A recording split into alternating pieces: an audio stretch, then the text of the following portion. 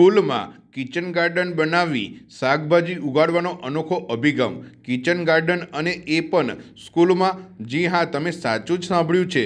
હવે kitchen ગાર્ડનનો concept સ્કૂલમાં અને એ પણ સરકારી શાળામાં. કરજણનગર નવા બજાર વિસ્તારમાં આવેલ જલારામ પ્રાથમિક શાળાના ટેરેસ ઉપર શાળાના આચાર્ય એવા મોહસિન ખલીફા દ્વારા બાળકોમાં ઓર્ગેનિક ખેતીનું જ્ઞાન અને અભ્યાસમાં આવતા ડ્રીપ એરિગેશનની વિદ્યાર્થીઓમાં સમજ આવે અને આવનારી પેઢી ફર્ટિલાઇઝર મુક્ત ખેતી અપનાવી રોગમુક્ત બનેના ઉમદા હેતુ સાથે શાળાની છત ઉપર 27 જેટલા કુંડા તૈયાર કરી અલગ અલગ શાકભાજી જેવી કે ટામેટા, વલિયારી, કોબીજ, મેથીની ભાજી, રીંગણ, મીઠો લીમડી જેવા અનેક શાકભાજી પાકની વાવણી કરી છે. સાથે સાથે ઓવરહેડ પાણીની ટાંકી દ્વારા ડ્રીપી એરિગેશન બનાવીને શાકભાજી કરી છે, જે બીજી સ્કૂલ અને ખેડૂતો અને લોકો માટે ઉમદું ઉદાહરણ પૂરું પાડ્યું છે.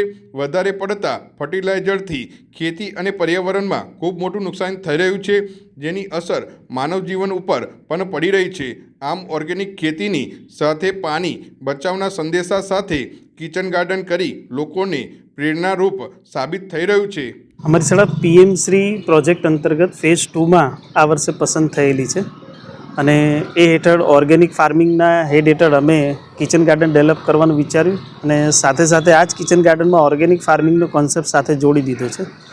ઓર્ગેનિક ફાર્મિંગની સરકારની ગાઈડલાઇન મુજબ ડીપ ઇરિગેશન બાળકો સમજે, ટપક સિંચાઈને એ જે એમના અભ્યાસમાં આવે છે એના માટે એની સમજૂતી માટે પણ જે ઓવરહેડ ટાંકી છે એનું પાણી ટીપે ટીપે આ કુંડાઓમાં ભરાઈને આ શાકભાજી તૈયાર થાય અને લોકોમાં એક મેસેજ જાય કે લોકો નાની એમથી જગ્યામાં પણ કુંડાઓમાં પોતાની જીવન જરૂરી શાકભાજી વગેરે ઉગાડી શકે છે. એ આ બાળકો દ્વારા મહેનતથી તૈયાર કરેલ છે. ઓર્ગેનિક ખેતી બાબતે શું કહેવું?